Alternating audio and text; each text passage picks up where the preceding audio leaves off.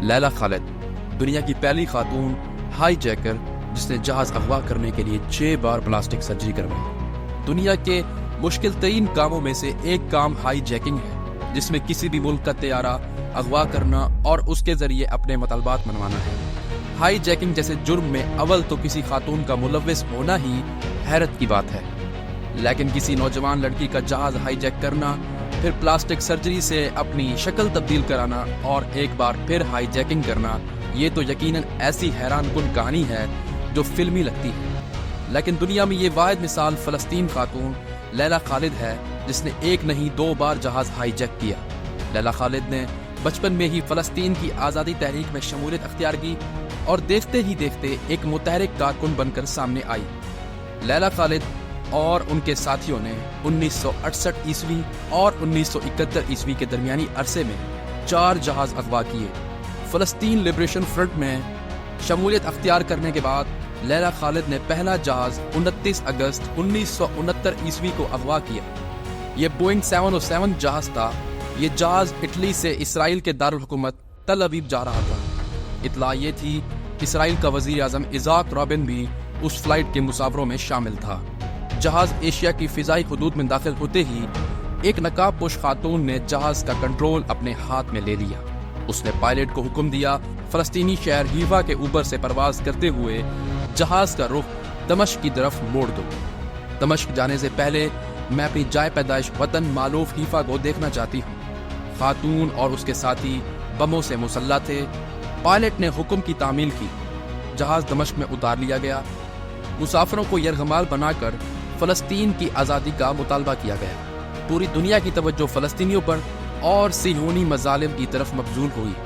مذاکرات کے بعد اسرائیلی جیلوں میں فلسطینی قیدیوں کی رہائی اور ہائی جیکروں کی باحفاظت واپسی کی شرائط پر تمام یرغمالیوں کو رہا کر دیا گیا۔ دنیا بھر کے ٹیلی ویژن چینلوں اور اخبار اتنے لیلا خالد کے انٹرویو نشر اور شائع کیے، وہ عالم اسلام کی آنکھ کا تارا بن گئی۔ ان کی تصویروں کو اتنی شہرت ملی جو اس سے پہلے کسی مسلمان خاتون کو نہیں ملی تھی۔ مقبولیت کا یہ حال تھا کہ یورپ میں رہنے والی لڑکیوں نے اس کے سٹائل کو بالوں سے لے کر سکارف اور لیلا جو انگوٹھی پہنتی تھی اپنایا۔ اس کے ہاتھ میں ایک انگوٹھی ہوا کرتی تھی جس میں کوئی پتھر نہیں، گولی جڑی ہوئی تھی۔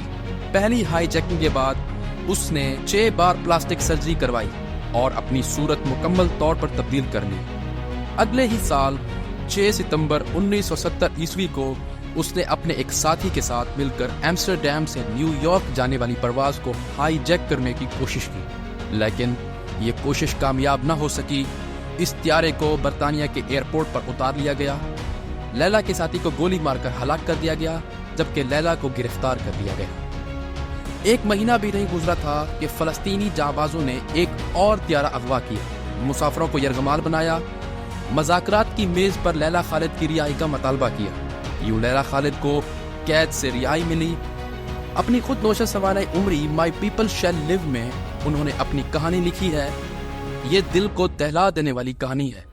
یہ کتاب 1973 عیسوی میں شائع ہوئی۔ یاد رکھیں، مصیبت کے عالم میں عام افراد غیر معمولی ہیرو بننے کے لیے اٹھ سکتے ہیں۔ لیلا خالد کا سفر عزم کی طاقت اور کسی مقصد میں اٹل یقین کا ثبوت ہے۔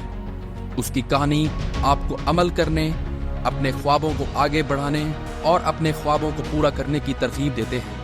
دنیا میں ایک مثبت اثر ڈالیں، خوف اور خود کو پیچھے نہ رہنے دیں، اس کے بجائے اسے ایندھن بننے دیں جو آپ کو آگے بڑھاتا ہے۔ کوشش کرتے رہیں، آگے بڑھتے رہیں اور اس تبدیلی پر یقین رکھیں جو آپ کر سکتے ہیں، اور کبھی نہ بھولیں آپ کی صلاحیت لامحدود ہے۔ آخر میں بس ایک ہی جملہ کہوں گا کہ زیادہ تر لوگ اس وقت ہار مانتے ہیں جب وہ کامیابی حاصل کرنے والے ہوتے ہیں۔